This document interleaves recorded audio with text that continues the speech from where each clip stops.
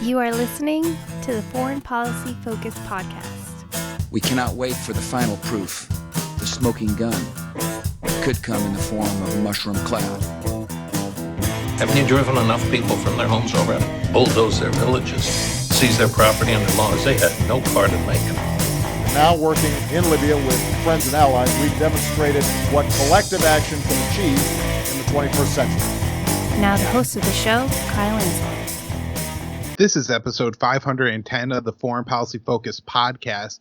Returning to the show today is John Dangelo. He is moderator of the Facebook page Antiwar War Vet. That's also his website, antiwarwarvet.com. And so, with the name of a Facebook page like that, you're absolutely a perfect guest for the show. And also, that means you have some kind of really interesting story to tell us. So that's why I brought you on here for today. John, welcome back to the show. How you doing? Great, Kyle. Thanks for having me. Yeah, well, I guess it's interesting that I've done over 500 of these podcasts, and I've talked so much, about anti-war, and especially all the news stories just going everything, but I haven't really had on a vet who's become anti-war. I mean, I have interviewed Danny, but not Surgeon, but not on this subject. But it's such an interesting subject, and as Scott Horton tells me all the time, the voice of the anti-war war vets is just so important. So I'll go ahead and kind of start off with the military career and tell us how you became the guy that runs the site. Yeah, so Danny actually is a great example and well beyond me for credibility. I mean, he had been in Iraq and Afghanistan, but I was just in Afghanistan as a Marine truck driver. We were deployed in 2011 during the Obama surge, and I was actually a reservist. So I had gotten into the Marine Corps, got to my unit, got units orders right away to go back out. And started working up for the deployment and then going in late 2011. And we were tasked with providing security for fuel transports throughout Helmand province in southern Afghanistan there. And logistically, it's really difficult, I guess, for the DoD to transport fuel to these smaller bases all around the AO. So they contract Afghan truck drivers, which is just the most the most perfect small example of the whole quagmire there. They're paying these Afghans, rural Afghans, $2,000 US, from what we were told anyway, to drive in our convoys and haul our fuel for us. But they're using the same thin-skinned fuel trucks you'd see driving around on the street here in the U.S. So they're super vulnerable to getting hit and then spilling this fuel all over the place. And this fuel, most of the DoD uses one fuel. It's called JP8. It's a really high grade fuel, and it fuels everything from it works as like a lubricant and stuff for jets all the way to generators. So it's very versatile, but it's very expensive. And so we would take anywhere from 30 to 50 of these Afghan trucks in a single convoy out, and we would kind of expect to lose a significant amount of this fuel just because it's a perfect soft target for small arms and stuff. So it was a pretty eye-opening experience. It was fairly kinetic. We saw a good amount of small arms fire and stuff. We didn't fortunately lose any guys. We had some pretty significant injuries, but from like IEDs and stuff like that. And it was in probably late 2012 when I started really thinking concretely about my experience and kind of how it fits into the conversations I was hearing people have. And I think really ultimately we were kind of paraded about being a reservist. You have to go out in your uniform and do all these events and, collect toys for kids in Christmas and stuff. And I remember constantly being thanked and not being able to reconcile people's image of the war on terror versus the tangible outcomes of it that I saw. And what I kind of perceived to be just a major failure. Even on the ground, just wasteful, not very clearly understood by anybody involved as to what the objectives were, why we were there, why the people that were shooting at us, that we were even told at my level as a junior Marine, were mostly just farmers who were coaxed into picking up a rifle. Why all of this was happening while the American public and even us as the military were really not having any clear understanding of what was going on there. So it was a time where I was really, I was 21 years old. I turned 21 in Afghanistan. I had a lot of soul searching and reading and thinking about it. And ultimately I kind of came to an anti-war position gradually, based on what I thought was some really compelling arguments from the big names in our libertarian movement, namely Scott on the foreign policy issues, but also reading just like the writings of stuff at like Tom Dispatch from Danny, like we talked about, reading antiwar.com, coming across Justin Raimondo, who was really formative in my thinking early on, seeing how he talked about a lot of the issues leading up to Iraq. And yeah, that's I guess how I kind of came to where I'm at now. All right. I want to get more into the how you got there point, but just a couple questions about, talking about your time in Afghanistan. You mentioned that you're there in 2011, and, this seems to be a fairly, as you're telling the story, persistent problem that they're just, taking small arms fire shots at, these fuel, tankers that you have driving across the country and are able to spill a lot of it and damage them and everything.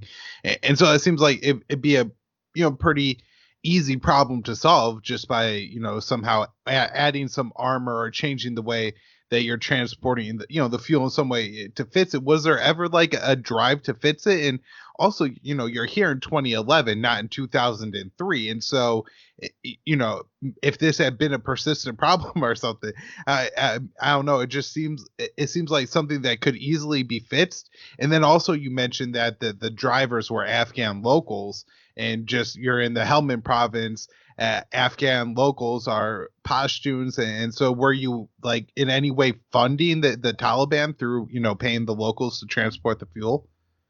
So on the logistics side, I don't know enough, frankly, to speak super intelligently about how else they could have transported it, but the need for this fuel, especially to run one of these isolated operating bases, is obviously crucial, and getting it to them any other way, it's hard to imagine. You couldn't fly it, and we have so few of these armored fuel trucks, so we would take an armored fuel truck on the convoy with us to fuel our own vehicles. But from what I was made to be, what I was made to understand is that they're cost prohibitive to mass produce and then send out, because you have to imagine we were really only covering probably. I covered from Nowzad, Shergazi, Cop up to like Cop Jackson in. I'm having a hard time thinking of the name of the city now, and all the way up to Camp Edinburgh, which was like our main point where we turned around and came back. So to bring 30 to 50 trucks along that journey is really only just a small cross section of how many trucks they would need throughout the country to transport fuel effectively.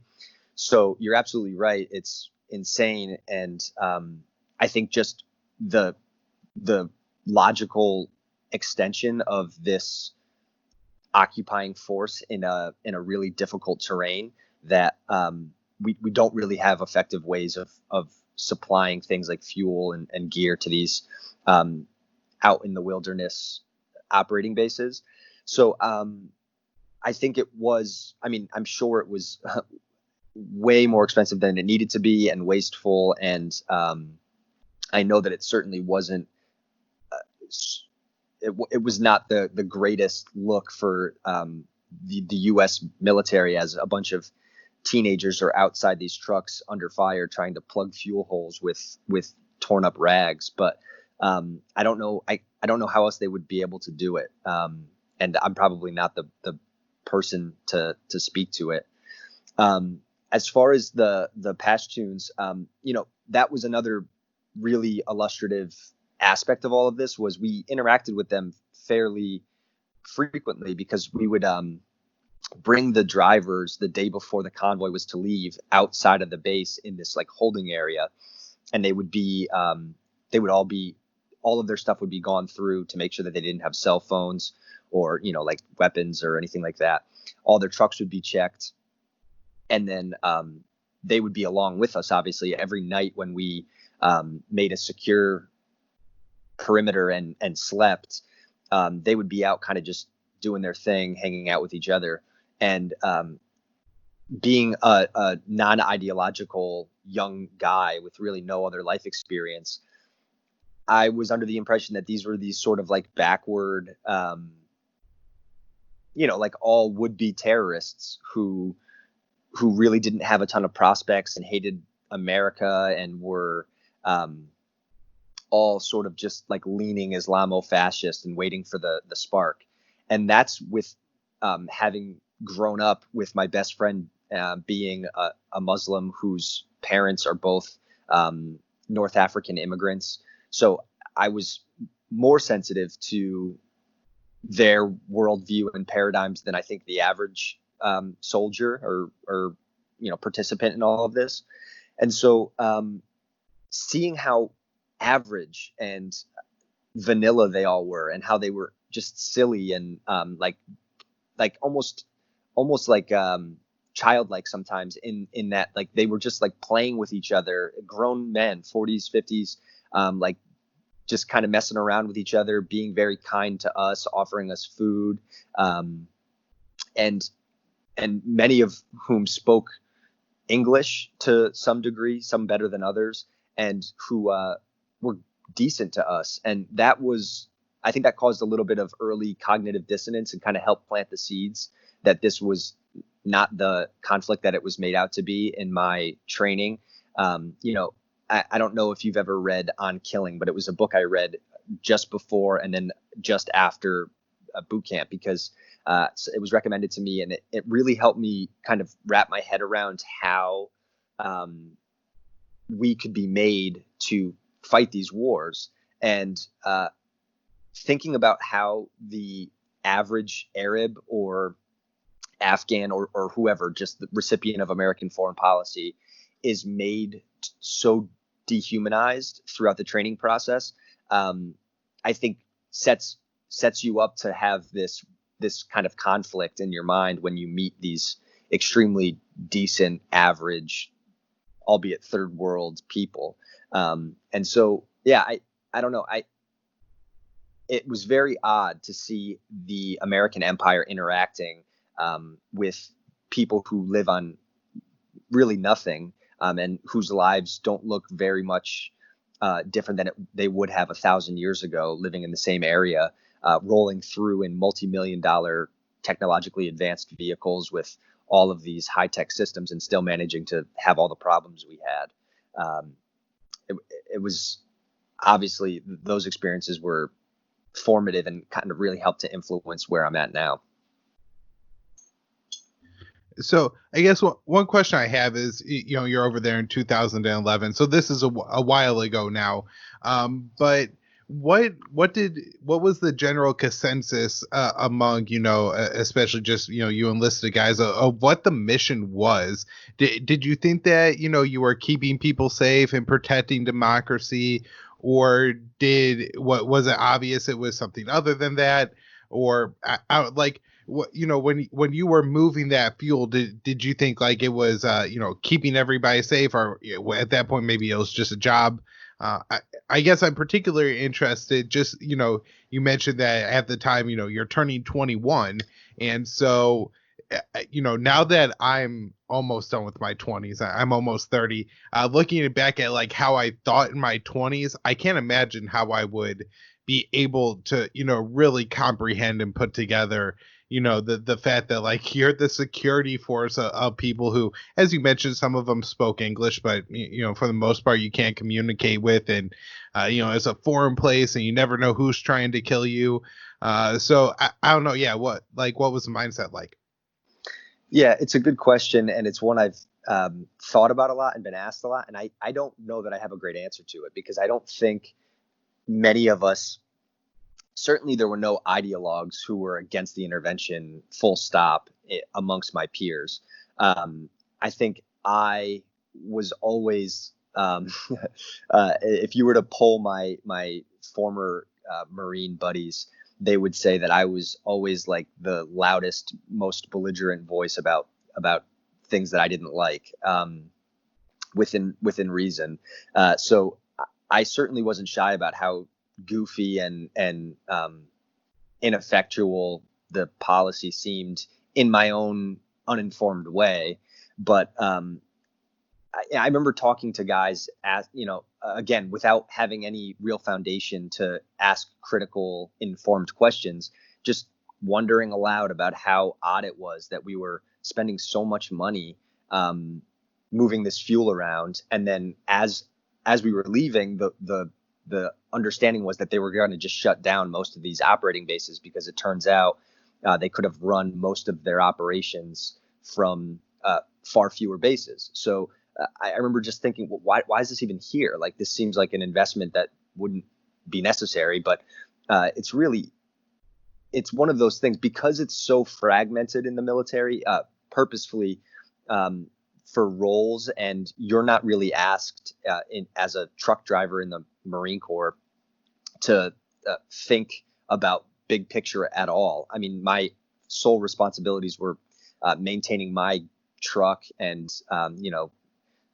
doing the things that I was asked to do within my very small sphere of influence. So I didn't have any information to ask better questions, and ultimately I think we all kind of came to conclusions about how we were interacting with them, the population that is being. I don't want to speak for other people, but I've had plenty of conversations after the fact, even with guys who were and are much more firm believers in the cause of the global war on terror, that there's a real moral conflict with the way that we operated there, because as I said earlier, we had an understanding from the intel briefs and stuff that we would get that very often the people that we were in combat with, the people that were shooting at us and we were shooting back at, were not Taliban. And we were made to understand that the Taliban were existential crisis number one in Afghanistan, and that they were this enemy that needed to be defeated and pulled out root and stem from Afghanistan, because they were providing a safe haven for terror, and that terror was being exported into the Twin Towers and whatnot. So I think that there's an easy superficial line to cling to when you're in there and you're alongside these guys in these conflicts. But I think ultimately, and this is a line that I've said before, I am convinced that so much of the veteran suicide that we see is, at least in some respects, attached to this moral conflict, because we understand that we're probably not fighting the war that we're made to believe we are, and it's probably not as righteous as we think. And the sentiment that we're fighting for one another and not for America's foreign policy aims is pretty prevalent throughout these deployments. And it's something, I mean, I'm was just recently reading Osama bin Laden talking about the Iraq invasion and the invasion of Afghanistan. And one of the points that he hammers constantly is that American troops don't have a cause to believe in here. And I think he's absolutely right, which is to say that we don't really understand why we're there. And so it's really hard to fight effectively for a cause you don't understand or don't believe in. Yeah. Great points all around there. One thing you said there about pulling the Taliban out, root and stem, was that like a slogan of the mission or something? I'm just curious because it seems like by 2011, Stanley McChrystal had already gone over his insurgent math that, says you kill 2, you get 20. And so it seems pretty obvious that can't be the strategy if every time you pull out a weed, you end up with 20 more. So I'm just curious, was that something that they actually said, or because it sounded like a slogan like that? Well, no, I just kind of made that up on the fly there. But I think that was at least my understanding. And again, talking about this stuff, so much of this is from my very uninformed purview as a boot on the ground in Helmand Province. So my understanding of the conflict, they give you you sit through endless briefings on your lead up to actually flying into these countries. And they actually had an Afghan local who was like a professor at a college or something who had come in and had given a series of talks. And I remember taking from it that the Taliban was the singular issue that we were trying to address over and over again. And just the word Taliban was sort of the boogeyman label that we attached to everything from the targets that we were practicing on to any idea of like a general moral evil was just like labeled the Taliban, whether jokingly or seriously, because our understanding was that's the bad guy. And I don't think that we're given the tools or information to have deep understandings about the conflict, but instead made to just sort of revile this singular group and understand that it's our role to fight that. And so my understanding of the conflict in Afghanistan at the time was it's us against the Taliban because of 9/11, and that was the thing that we could all agree was good to do. And I remember 9/11 being a topic of conversation fairly regularly, even in 2011 while we were there, as sort of the thing that we all hearkened back to when we were talking about this conflict, which is interesting to me and has kind of stayed with me as again, this little piece of wisdom about how guys were thinking about this, because I haven't talked to most of my Marine friends about their thoughts on this. They all know that I have this now like heterodox view about the interventions of the American government. And none of them really agree with me, but I would love to have had the foresight to like survey them more deeply at the time, because it is a really interesting question to think about how we truly interfaced with it, Right. Well, I mean, something that is seen very clearly here just in the streets of the U.S. over the past month or so, that, when you're kind of, I think, given a gun and a badge and everything, your mindset changes. And when you're put in right gear, your mindset changes even more.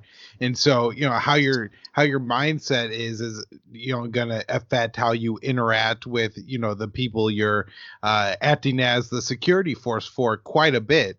And so I think your perspective as like, the soldier on the ground over there, that I guess, your role as a truck driver wasn't like, doing security patrol through villages or something, but generally, enforcing, our security law over there. Your perception of what you're doing is very important, because that's what's, reflected to the people. No matter what we say in Washington, it's actually what the soldiers on the ground that are doing it is what the Afghan people and the, whatever to extent they are the Taliban are reacting to.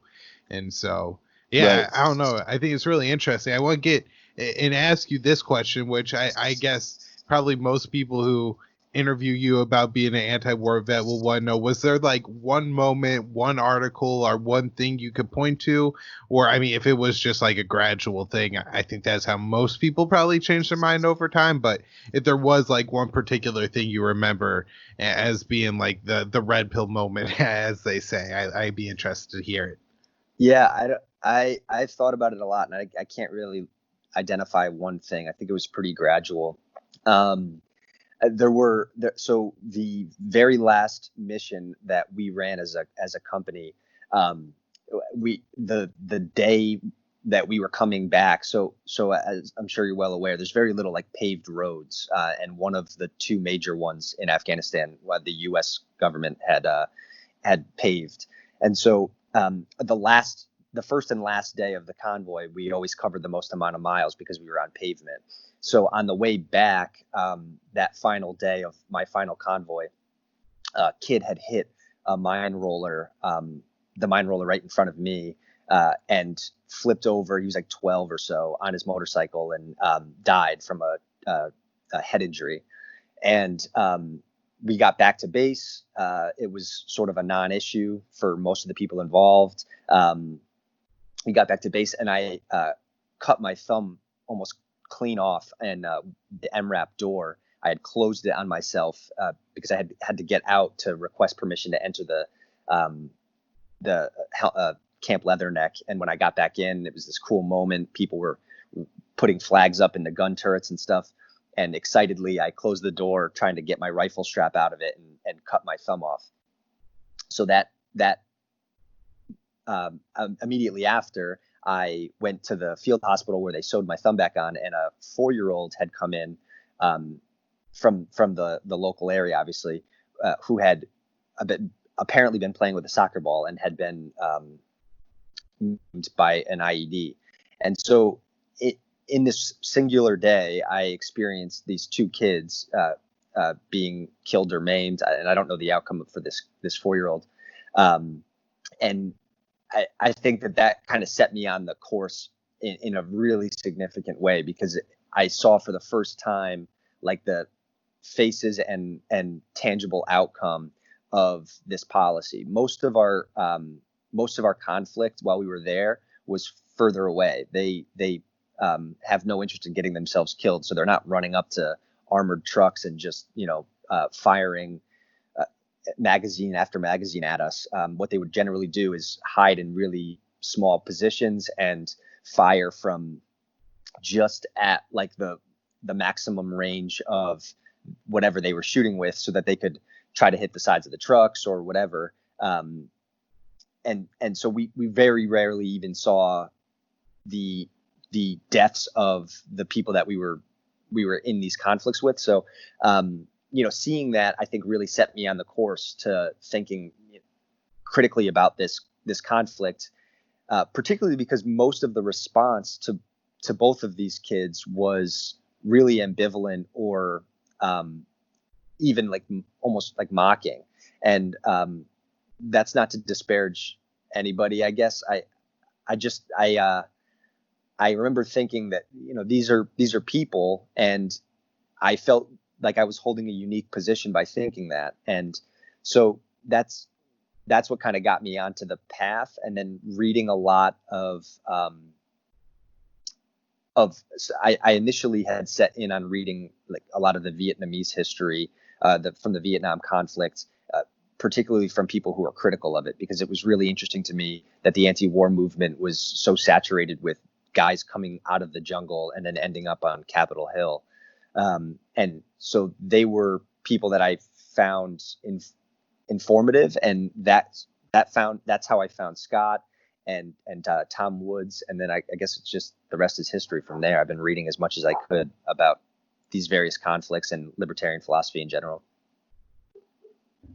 All right. So, yeah, let's go there next. I want to ask, is there one particular like video or anything libertarian, like if you had a friend of yours, or I guess even better, if somebody who wasn't a vet was going to give a vet some libertarian literature or talk or something, do you have like a recommendation it was something in particular like more enlightening to you from your experiences, or is it just anatomy of the state? I was thinking, I almost always tell people to read Anatomy of the State first and foremost. That and That's the Law, because they're so digestible and densely packed. I don't know of a single resource that I would say makes the great case for anti-war in general. Nothing that I've read. I read a lot of antiwar.com early on, and getting the daily dose of on the ground contemporary news items and seeing how another view that I had never really been exposed to had dealt with them was really important, I think, to my intellectual growth. And then I read, I think like the second or third libertarian book I read was Ethics of Liberty by Rothbard. And that really did a lot for me, because it made me think after kind of starting to think, okay, maybe I'm a small government or libertarian light thinker. Having the case made about individual liberty, and he talks a bit about foreign policy in there, I think really kind of set me on the path. But again, as uninteresting as it is, I don't think I have a good single source that I point people to. And if I do send someone anywhere outside of the few books that I mentioned, it's generally to antiwar.com or Tom's podcast, because I think it's much more about dismantling the paradigm that you holds beforehand and really challenging that on a point by point basis, instead of just like having this one really illuminating moment where the wool is pulled from your eyes and you see clearly, at least in my opinion.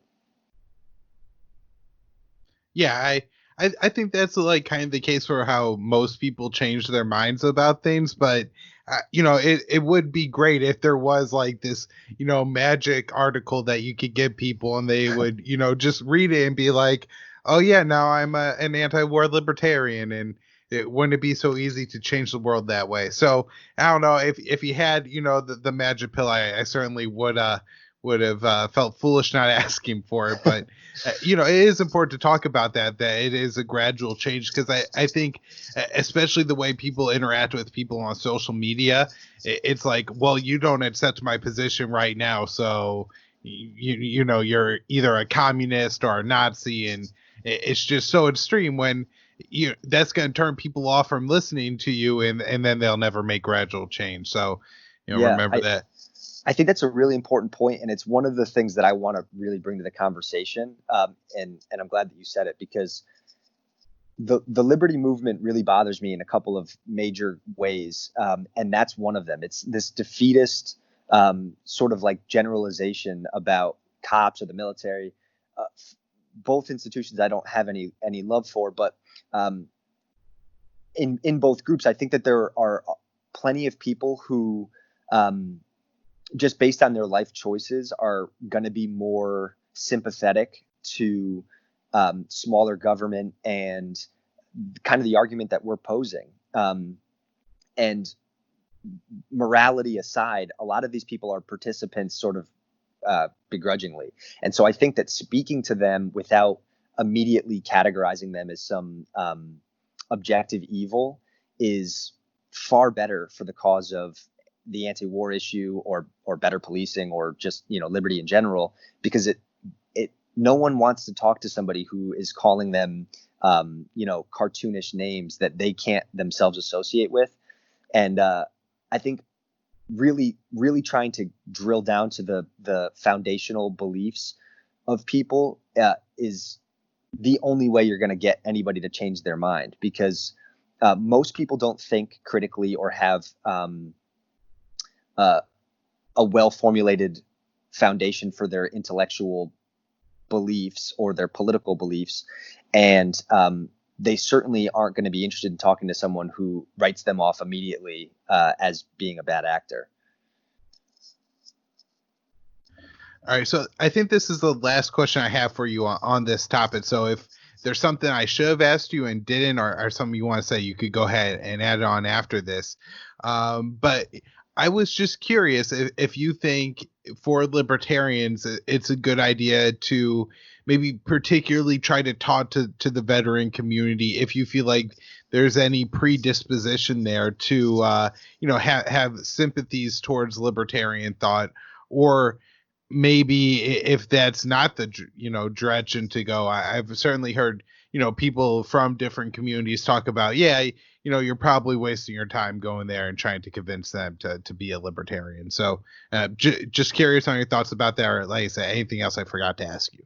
Yeah, it's a good question. So actually, one of my overarching hopes with Anti-War War Vet is to build a community of anti-war vets to kind of speak to veterans. Obviously, I think the credibility of having been deployed and actively participating in the various policies helps just talk to the non-veteran too. But being able to speak to veterans, I think, is really important, because these guys, whether or not we like to hear this as small L libertarians, that most veterans believe in the United States and the Constitution and have presuppositions about freedom and security.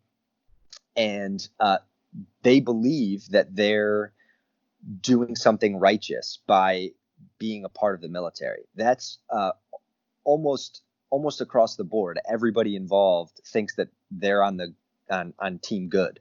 And so whether they are part of these various campaigns or not, being able to speak that language while still calling into question these policies, I think is a really important opportunity for us that we often miss, again, by painting with such broad brushstrokes. And if the only thing that the veteran coming across, a libertarian meme page or something is seeing is them being villainized without having any real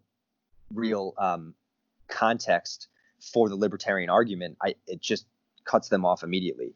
I mean, we saw in the Ron Paul campaign, it's kind of a tired cliche at this point, but Ron Paul got the most active duty military votes and support of all the candidates running. And so I think that's telling in that they're generally leaning conservative and generally leaning small government and non-interventionist.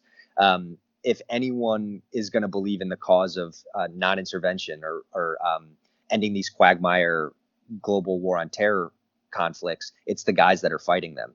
And I think generally the anti-war position, though sometimes toxic to people, is a good way to cut out the ideology, the left-right politic angle, or making it preachy about libertarian philosophy, and instead saying, look, a lot of intelligent veterans and military members are leftists or Bernie supporters. Cool. They agree with a lot of the sentiments of non-intervention and ending the forever wars and a lot of the stuff that we're interested in. So I don't have an interest necessarily in making it libertarian per se, a lot like antiwar.com, but instead saying let's cut right down the middle as much as we can and just hammer this one point. And I think the liberty movement in general would be much better off if we took that sort of approach.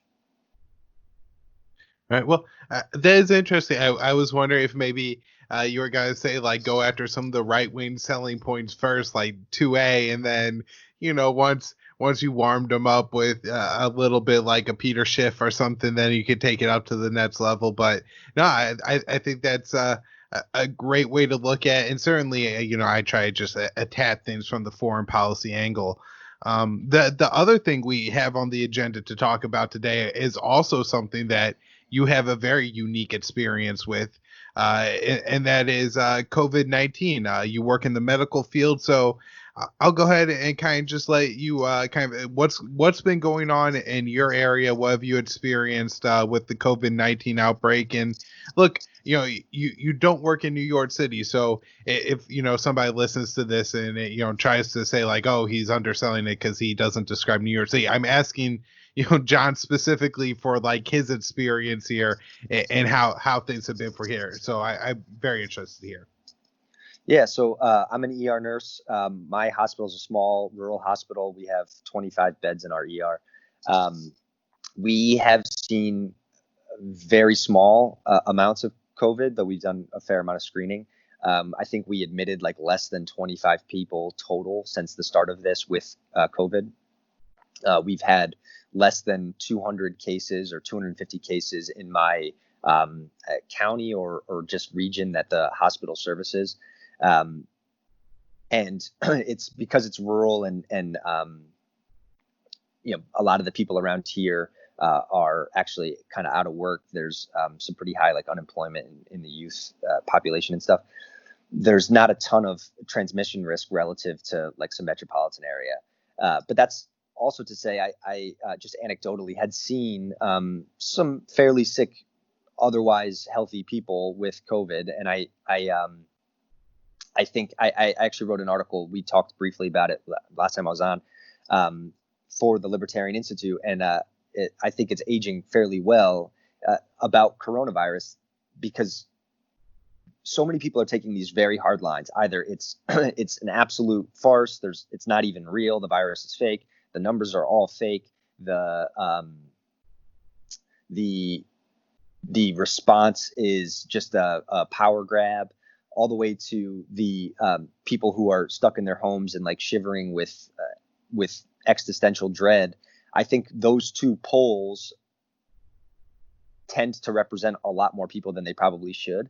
And so, I am still of the belief that this is something to be weary of and understand is part of our lives probably going forward, and that novel viruses can happen, and that this one, with the way that it the way that it evolved and the way that it spreads, it has drastically changed the landscape. But on the other hand, I think that the government's response is ineffectual, as it almost always is. I think that epidemiologists, though I would not want to be in their position, have a bit of a history of overshooting their models, and that being influential to policy. And I think that the case is the same here. And I think ultimately that the idea that we as a country, obviously I'm a libertarian. I want to decentralize everything. So talking about central policy from Washington or a state capital on how we should respond to geographically diverse a pandemic is a bad idea on its face to me. But in this particular case, I think that it's been a good opportunity for us to really critically examine the way that we think about top-down planning for issues like this. And it also shows us that we really have no idea how to set objectives. So if the ultimate end to coronavirus, and from what I understand, based on the literature, this is not going to be something that we have to worry about mutating like we deal with influenza. That's not a typical trait of coronaviruses generally. So it's this singular pathogen that we need to kind of overcome. Then there's really two ends to that. One, we come up with a cure, vaccine, to prevent and treat effectively the people who have it. And then the other thing is that we have enough people that have been exposed and build immunity that the virus is unable to transmit and will kind of die out on its own, as we all know is called herd immunity, colloquially. Between those two ends, without a vaccine being on the horizon, it seems fairly obvious to me that the best course should be something that looks a lot more like gaining herd immunity, and understanding that there will absolutely be data that makes that look like an unattractive way to deal with this.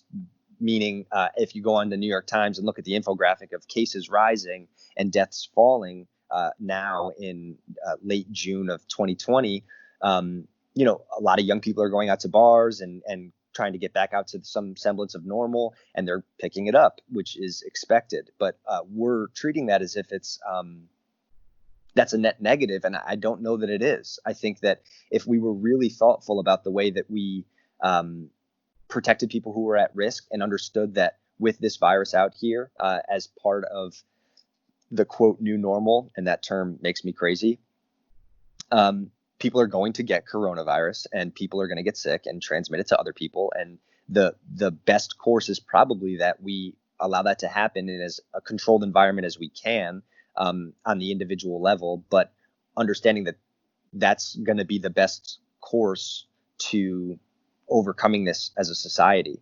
And, there's been these glaring top-down fumbles on dealing with nursing home patients and patients who are at risk, where we saw so many of the death numbers coming from. So, this is anecdotally, but I know people who work in nursing homes or skilled nursing facilities that didn't even have PPE or never had N95s, which are the way that we in the medical field assume we're doing our best to not transmit the virus ourselves or get it.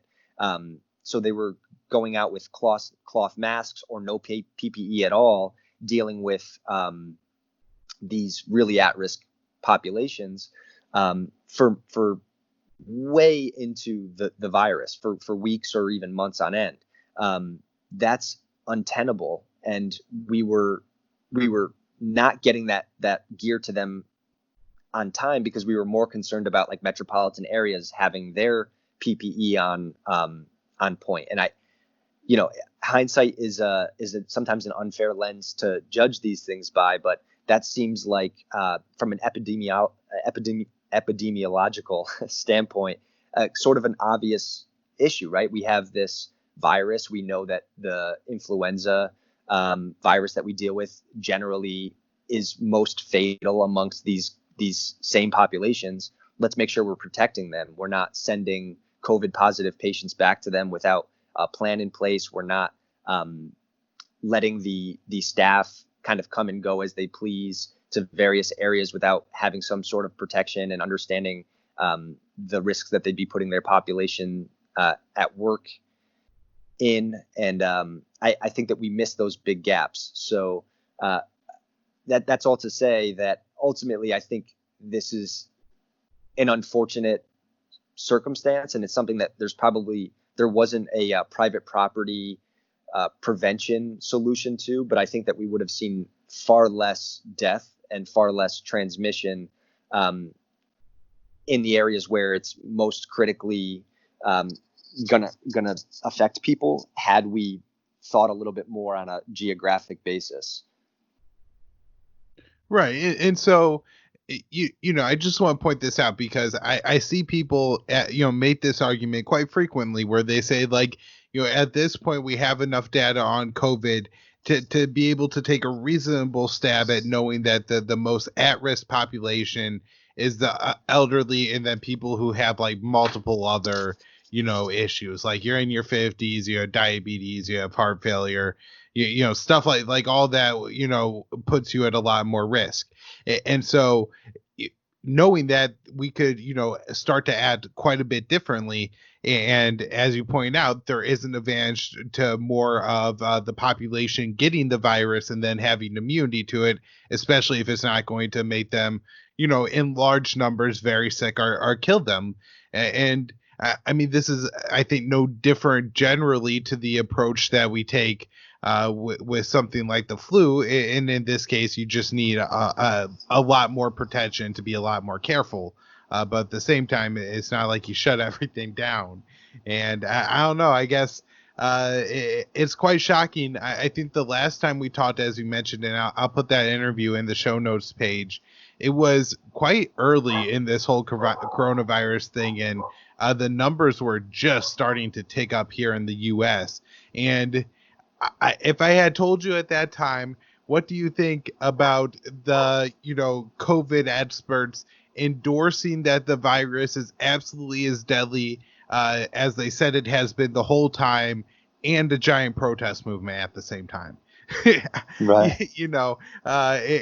It's quite crazy where we've gotten. And I guess one of the hard things is the science is something that, not, I guess the virus is the virus, but how we, record and understand the virus is an evolving process, and it's changing. And, the further you are away from, having the knowledge, so you being a lot closer than I am, you're an ER nurse, so you have some experience with it. And on top of that, you have some more medical knowledge, so you understand how all the processes work a little bit better, where I don't have that quite so much. And so it was great getting your take on that. And do you have anything else that you want to say about COVID?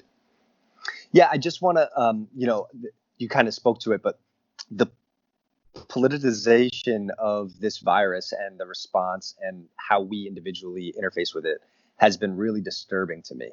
I know Trump is ultimately a symptom of a greater divide in the U.S. and that he is not, the harbinger of some significant change. But I do think that he has further polarized an already polarized population.